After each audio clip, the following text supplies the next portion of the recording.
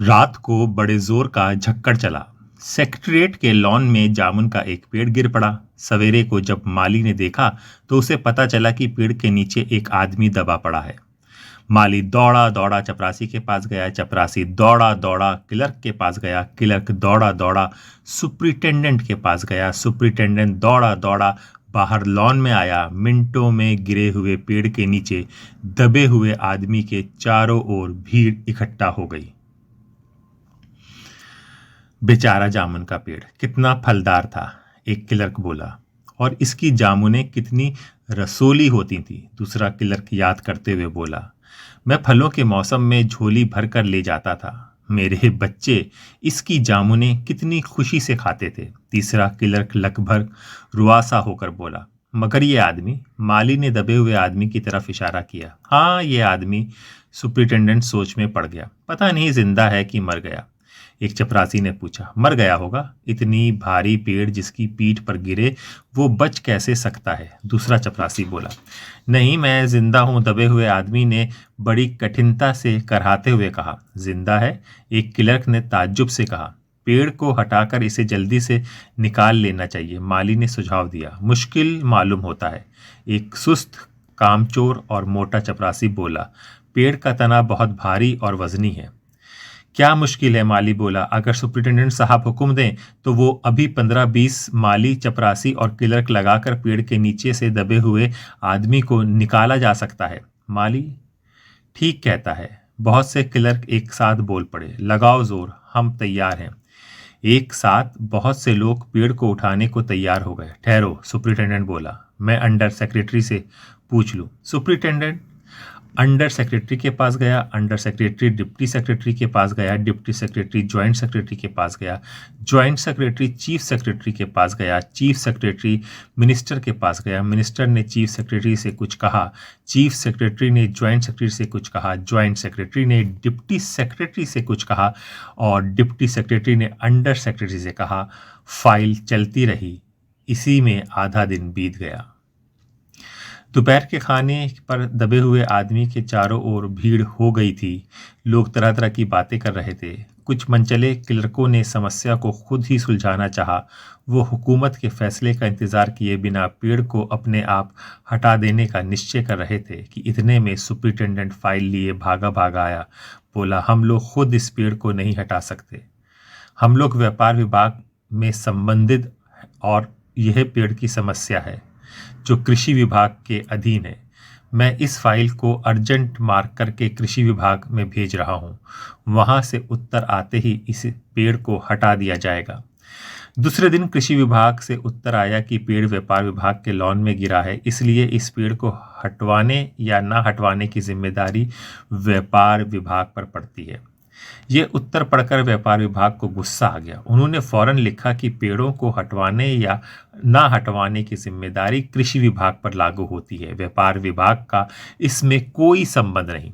दूसरे दिन भी फाइल चलती रही। शाम को जवाब आ गया, हम इस फाइल को हॉर्टिकल्चर डिपार्टमेंट के हवाले कर रहे हैं क्योंकि ये एक फलदार पेड़ का मामला है और एग्रीकल्चर डिपार्टमेंट अनाज और खेती बाड़ी के मामलों में फैसला करने का हकदार है। जामुन का पेड़ चूंकि एक फलदार पेड़ है, इसलिए ये पेड़ हॉर्टिकल्चर डिपार्टमेंट के अंतर्गत आता है।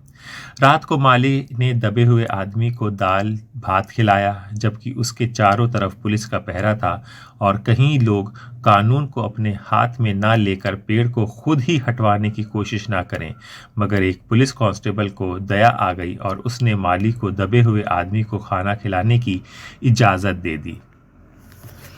माली ने दबे हुए आदमी से कहा, तुम्हारी फाइल चल रही है, उम्मीद है कल तक फैसला हो जाएगा। दबा हुआ आदमी कुछ नहीं बोला। माली ने पेड़ के तने को ध्यान से देखकर कहा, अच्छा हुआ कि तना तुम्हारे कूल्हे पर गिरा, मगर कमर पर गिरता तो रीढ़ की हड्डी टूट जाती। दबा हुआ आदमी फिर भी कुछ नहीं बोला। माली ने फिर कहा, तुम्हारा यहाँ कोई वारिस है तो मुझे उसका अता पता बताओ, मैं उन्हें खबर देने की कोशिश करूंगा। मैं लवारिस हूँ, दबे हुए आदमी ने बड़ी मुश्किल से कहा। माली खेत प्रकट करता हुआ वहां से हट गया। तीसरे दिन हॉर्टिकल्चर डिपार्टमेंट से जवाब आ गया। बड़ा कड़ा जवाब था और व्यंग्यपूर्ण। हॉर्टिकल्चर डिपार्टमेंट का सेक्रेटरी साहित्य प्रेमी आदमी जान पड़ता था। उसने लिखा था, आश्चर्य है, इस समय जब हम पेड़ लगाओ स्कीम ऊंचे स्तर पर चला रहे हैं, हमारे देश के ऐसे सरकारी अफसर मौजूद हैं जो पेड़ों को काटने का सुझाव देते हैं, और वो भी एक फलदार पेड़ को, और वो भी जामुन के पेड़ को जिसके फल जनता बड़े चाव से खाती है। हमारा विभाग किसी हालत में इस फलदार वृक्ष को काटने की इजाजत नहीं दे सकता। अब क्या किया जाए? इस पर एक मनचले ने कहा, अगर पेड़ काटा नहीं जा सकता तो इस आदमी को ही काट कर निकाल लिया जाए। ये देखिए, उस आदमी के इशारे ने बताया। अगर इस आदमी को ठीक बीच से यानी धड़ से काटा जाए तो आधा आदमी इधर से निकल जाएगा, आधा आदमी उधर से बाहर आ जाएगा और पेड़ वहीं का वहीं रहेगा। मगर इस तरह तो मैं मर जाऊंगा। दबे हुए आदमी ने आपत्ति प्रकट करते हुए कहा। ये भी ठीक कहता है, एक क्लर्क बोला। आदमी को काटने वाली युक्ति प्रस्तुत करने वाले ने भरपूर विरोध किया। आप जानते नहीं हैं आजकल प्लास्टिक सर्जरी कितनी उन्नति कर चुकी है। मैं तो समझता हूँ अगर इस आदमी को बीच से काट कर निकाला गया जाए तो प्लास्टिक सर्जरी से धड़ के स्थान से इस आदमी को फिर से जोड़ा जा सकता है।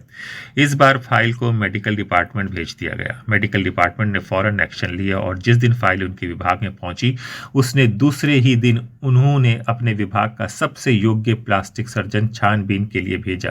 सर्जन ने दबे हुए आदमी को अच्छी तरह टटोल कर उसका स्वास्थ्य देखकर खून का दबाव, नाड़ी की गति को परखा, दिल और फेफड़ों की जांच करके रिपोर्ट भेज दी कि इस आदमी का प्लास्टिक ऑपरेशन तो हो सकता है और ऑपरेशन सफल भी होगा, मगर आदमी मर जाएगा।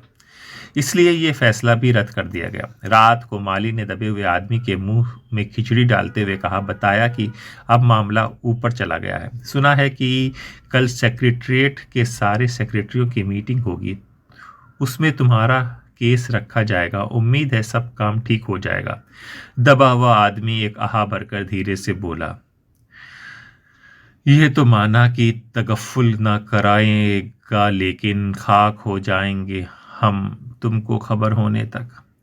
माली ने अचंभे से मुंह में उंगली दबा ली और चकित भाव में बोला, क्या तुम शायर हो? दबे हुए आदमी ने धीरे से सिर हिला दिया। दूसरे दिन माली ने चपरासी को बताया। चपरासी ने क्लर्क को, क्लर्क ने हेड क्लर्क को। थोड़ी ही देर में सेक्रेटरी में ये अफवाह फैल गई कि दबा हुआ आदमी शायर है। बस क्या था, लोगों का झुंड शायर को देखने के लिए उमड़ पड़ा। इसकी चर्चा शहर में भी फैल गई और शाम तक गली के में शायर जमा होने लगे। सेक्रेटरिएट का लॉन भांति भांति के कवियों से भर गया और दबे हुए आदमी के चारों ओर कवि सम्मेलन का सा वातावरण उत्पन्न हो गया। सेक्रेटरिएट के कई क्लर्क और अंडर सेक्रेटरी तक जिन्हें साहित्य और कविता में लगाव था रुक गए।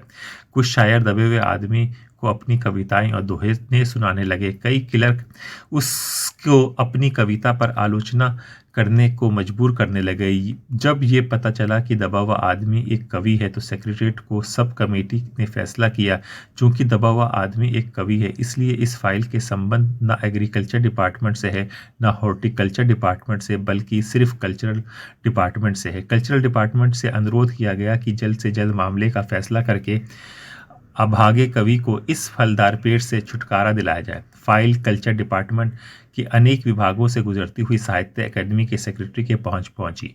बेचारा सेक्रेटरी उसी समय अपनी गाड़ी से सवार होकर सेक्रेटरिएट पहुंचा और दबे हुए आदमी से इंटरव्यू लेने लगा। तुम कवि हो? उसने पूछा। जी हाँ, दबे हुए आदमी ने जवाब दिया। किस उपनाम से शोभित हो? ओस। ओस। सेक्रेटरी जोर से चीखा। क्या तुम वही ओस हो जिसका गंध संग्रह ओस के फूल अभी हाल ही में प्रकाशित हुआ है? दबे हुए कवि ने हुंकार में सिर हिलाया। क्या तुम हमारे अकादमी के मेंबर हो? सेक्रेटरी ने पूछा। नहीं। आश्चर्य है, सेक्रेटरी जोर से चीखा।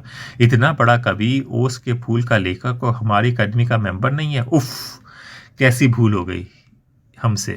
कितना बड़ा कवि और कैसे अंधेरी गुमनामी में दबा हुआ है। गुमनामी में नहीं, एक पेड़ के नीचे दबा हुआ हूँ। कृपया मुझे इस पेड़ के नीचे से निकालिए, अभी बंदोबस्त करता हूँ। सेक्रेटरी ने फौरन बोला और फौरन उसने अपने विभाग में रिपोर्ट की। दूसरे दिन सेक्रेटरी भागा भागा कवि के पास आया और बोला, मुबारक हो, मिठाई खिलाओ। हमारी सरकारी साहित्य अकादमी ने तुम्हें अपने केंद्रीय शाखा का मेंबर चुन लिया है। ये लो चुनाव पत्र, मगर मुझे इस पेड़ के नीचे से तो निकालो। दबे हुए आदमी ने कराह कर कहा। उसकी सांस बड़ी मुश्किल से चल रही थी और उसकी आंखों से मालूम होता था कि वो घोर पीड़ा और दुख में पड़ा हुआ। ये हम नहीं कर सकते, सेक्रेटरी ने कहा, और जो हम कर सकते हैं वो हमने कर दिया। बल्कि हम तो यहाँ तक कर सकते हैं कि अगर तुम मर जाओ तो तुम्हारी बीवी को वजीफ़ा दे सकते हैं। अगर तुम दस्तखत दो तो हम वो भी कर सकते हैं। मैं अभी जीवित हूँ, कवि रुक रुक कर बोला, मुझे जिंदा रखो। मुसीबत यह है, सरकारी साहित्य अकादमी का सेक्रेटरी हाथ मलते हुए बोला, हमारा विभाग सिर्फ कल्चर से संबंधित है। पेड़ काटने का मामला कलम दावत से नहीं, आरी कुल्हाड़ी से संबंधित है। इसके लिए हमें फॉरेस्ट डिपार्टमेंट को लिखा दिया है और अर्जेंट लिखा है। शाम को माली ने आकर दबे हुए आदमी को बताया, कल फॉरेस्ट डिपार्टमेंट के आदमी आकर इस पेड़ को काट देंगे और तुम्हारी जान बच जाएगी। माली बहुत खुश था। दबे हुए आदमी का स्वास्थ्य जवाब दे रहा था, मगर वो किसी न किसी तरह अपने जीवन के लिए लड़े जा रहा था। कल सवेरे तक किसी न किसी तरह उसे जीवित रहना है। दूसरे दिन जब फॉरेस्ट डिपार्टमेंट के आदमी आरी कुल्हाड़ी लेकर पहुंचे तो उनको पेड़ काटने से रोक दिया। मालूम हुआ कि विदेश विभाग से हुक्म आया है कि इस पेड़ को ना काटा जाए। कारण ये था कि इस पेड़ को इस 10 साल पहले पोर्टिनियो राज्य के प्रधानमंत्री ने सेक्रेटरिएट के लॉन में लगाया था। अब अगर वो पेड़ काटा गया तो इस बात का काफ़ी अंदेशा था कि पोर्टिनियो सरकार से हमारे संबंध सदा के लिए बिगड़ जाएंगे। मगर एक आदमी की जान का सवाल है, एक क्लर्क चिल्लाया। दूसरे और 2 राज्यों के संबंधों का सवाल है, दूसरे क्लर्क ने पहले क्लर्क को समझाया। और ये भी समझो कि पोर्टिनियो सरकार हमारे राज्य को कितनी सहायता देती है। क्या हम उनकी मित्रता की खातिर एक आदमी के जीवन का भी बलिदान नहीं दे सकते? कवि का मर जाना चाहिए निसंदेह। अंडर सेक्रेटरी ने सुपरिटेंडेंट को जवाब दिया, आज सवेरे प्रधानमंत्री दौरे से वापस आ गए हैं। आज 4 बजे विदेश विभाग इस पेड़ की फाइल उनके सामने पेश करेगा। जो वो फैसला देंगे वही सबको स्वीकार होगा। शाम के 5 बजे स्वास्थ्य सुपरिटेंडेंट कवि के फाइल लेकर उसके पास आया। सुनते हैं। आते ही वो खुशी से फाइल को हिलाते हुए चिल्लाया, प्रधानमंत्री जी ने इस पेड़ को काटने का हुक्म दे दिया है और इस घटना की सारी अंतर्राष्ट्रीय जिम्मेदारी अपने सिर ले ली है। कल ये पेड़ कट जाएगा और तुम संकट से छुटकारा हासिल कर लोगे। सुनते हो, आज तुम्हारी फाइल पूर्ण हो गई। मगर कवि का हाथ ठंडा था। आंखों की पुतलियां निर्जीव और चींटियां की एक लंबी पात उसके मुंह में जा रही थी। उसके जीवन की फाइल भी पूर्ण हो चुकी थी।